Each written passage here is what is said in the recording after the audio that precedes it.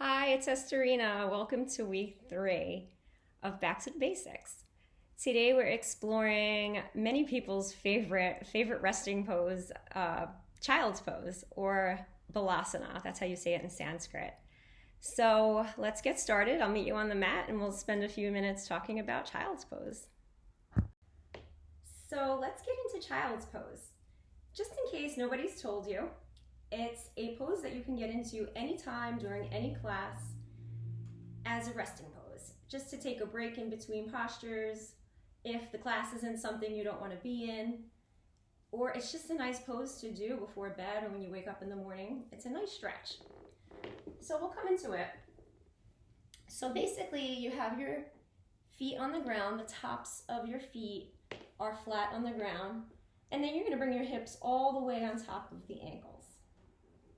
We're going to bring the tummy down to the tops of the thighs, arms come out long, and we're going to bring our head to the ground.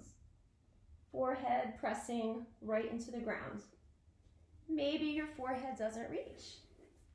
Maybe then you'll grab a block or a pillow or a blanket, and you can always bring the ground up to the head. But we really want to make sure that the head is resting on the ground and you're completely relaxed. So I'm going to keep my head lifted so I can talk, but your head will be on the ground.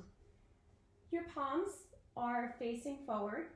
The middle finger is placed in a way that it's pointing toward the front of the mat, very much like Tadasana that we talked about in week 1, where the middle toe is pointed to the front of the mat.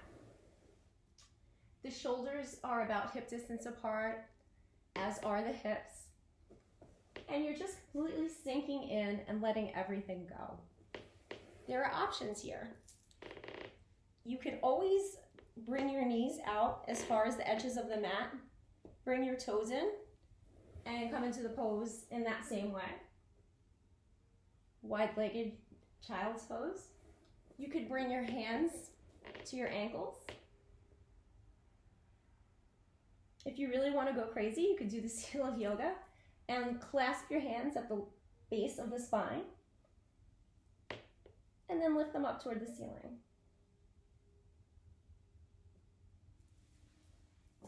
You can explore having the feet and hips a little wider or closer together.